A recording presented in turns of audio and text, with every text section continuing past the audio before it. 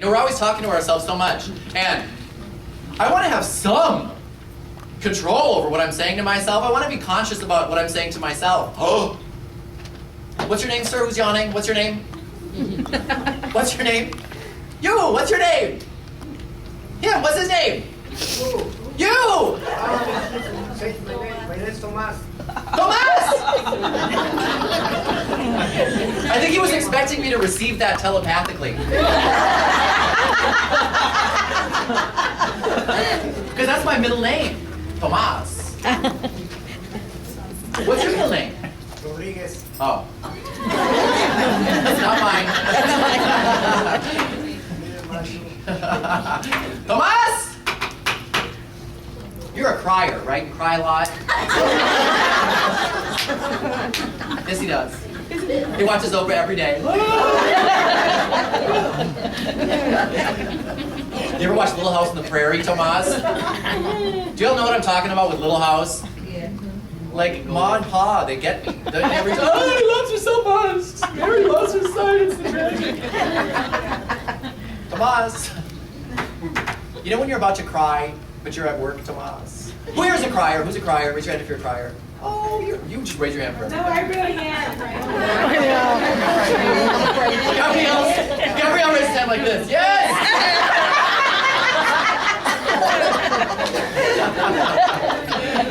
What does the average person say to himself or herself when we feel like we're going to cry but we don't want to? What do we start to say to ourselves? Yeah, don't cry, I'm not going to cry, I'm not going to cry. And then what happens?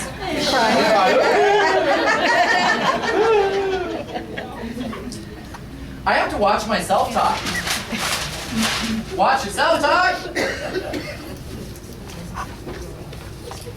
And practice coping statements.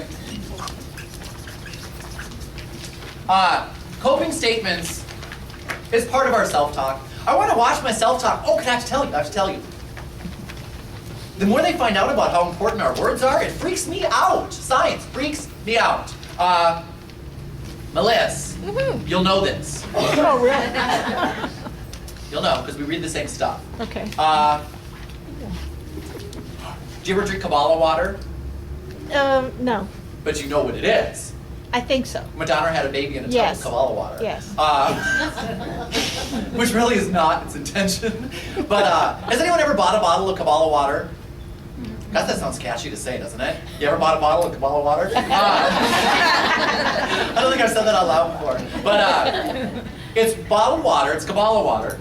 How do you spell Kabbalah? Anybody know? Like that? My dad orders it and drinks it all the time.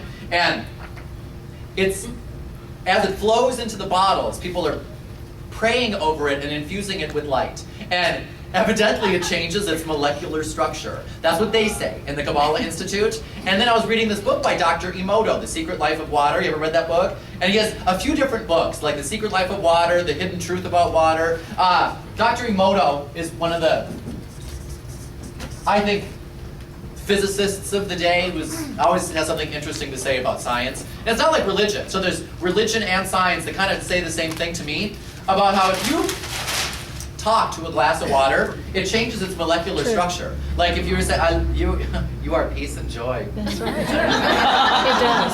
You saw that. You've seen Like if you were to look at a bottle of water, on the here's what they do. Mythbuster. Look it up on the internet, Emoto. Because if you look it up, it's E-M-O-T-O. They show you pictures of slides that are little water molecules after people talk to them. And like evidently, if you say to a bottle of water, no, you have to go with me here, okay? You have to go with me here. If you say to a bottle of water, you are joy, the little molecules look like snowflakes. That doesn't really look like a snowflake, but let's just say it looks like that. But if you were to say to a different bottle of water, you are peace, and they label them too. My dad's funny. My dad was a Christian brother for like 13 years and is very into good vibrations and spiritual living. And he had these jars of water in the kitchen. And long before I knew anything about this, and I said to him, what's the deal with the jars of water? He had them labeled things like courage and strength, and he would drink from these jars.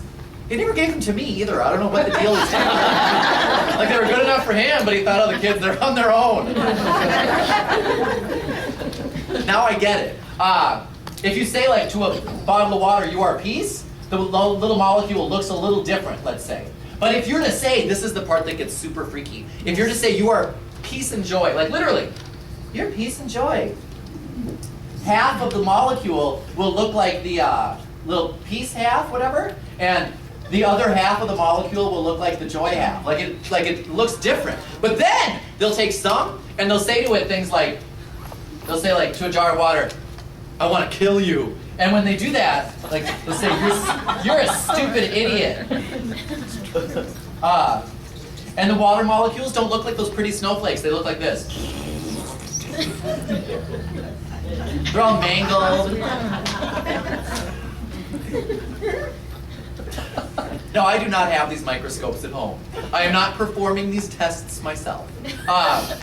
However, regardless of what the facts are, I know the truth. I've seen it happen every day, where we'll say one word to somebody or they'll say one word to us. You know, there's been a turning point in your life where somebody said one word to you. Just one word is all it takes. Or one sentence, one phrase. You were at the dinner table, you were at a meeting, I don't know where you were. They said something to you, and they never thought about it before they said it, while they said it, never thought about it since, but it's been part of your permanent track in your brain ever since, and you thought about it every single day, and it changed who you were on the inside. You know, speaking of like young ladies, it takes one phrase. I gotta watch what I say around adolescent young girls, more than boys in general, because it takes one phrase to change who you are on the inside permanently, while they still look like the same bottle of water on the outside. You know, which is when you look a little deeper, things change. And although I might not have, you know, these microscopes, and I've not done the test myself, you know, if we all took a bottle of water, and let's say that I passed a bottle of water around the room, and as I were to pass it around, everybody were to say, you suck, you're